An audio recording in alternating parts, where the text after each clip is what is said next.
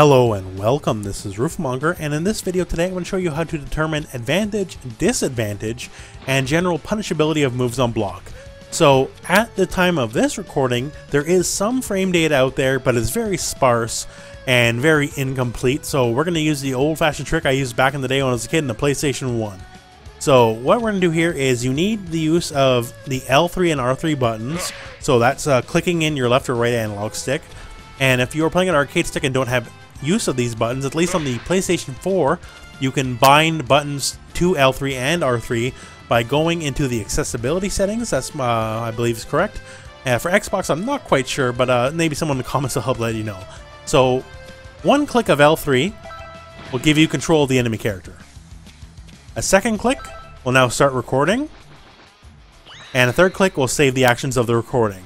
So if you click in R3, it'll now play what you just recorded, as you can see here. So what we're going to do here is test out the old school trick. First is what we call the jump trick. So I'm going to set him to jab me and then jump. So he jabs and he jumps. So what we're going to do here, jab, I'm going to jump with him. Now see here, we're not hitting the air at quite the same time. I'm jumping here, me as player 1. Is jumping quite a little bit before him. Not much, but just a smidge. So I can determine I have the advantage after that move. Whoever jumps first in the air is the one with advantage. Now say we take a move that's neutral. So that's the quarter circle forward blast here. Hold up, and now we're gonna test it out. And when you know it, we jump at the exact same time. So we can determine we are completely neutral on block. And if we want to test it out a little more in the physical way here. So I have him mash attack. Now I'm going to mash attack too. Now it's a bit slow there. Let's try it again. So you see there we clashed a little bit. So we are neutral. Now let's take this to a move where the advantage is on the enemy side. So that's his quarter circle back special move here. So do the jump test. Block it. And when you know it, he's the one who jumps first. So in this particular move, he is the one with the advantage, not me. So once again here, we'll try just to do some basic jabs afterwards. So there we go. He beat me clean that time. We try it again. And when you know, he just keeps beating me clean. So that's one way to determine advantage.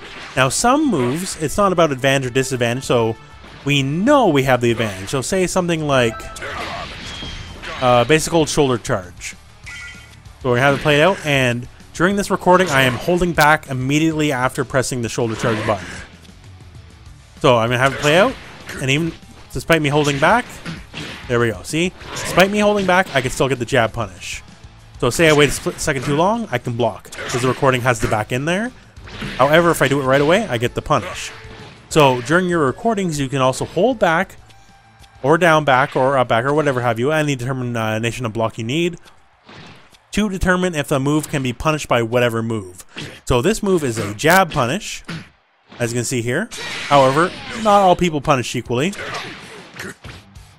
Some people here, that despite me having, I know for a fact I can punish it, Android 21's arms are not long enough to punish it, and her stand medium is not fast enough to punish the move. So not everyone gets to punish things equally.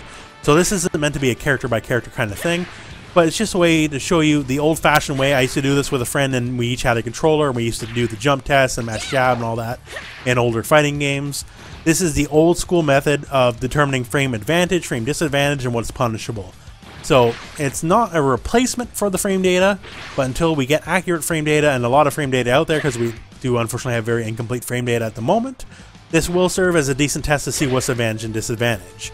So once again, just record your guy, do a move, hold up.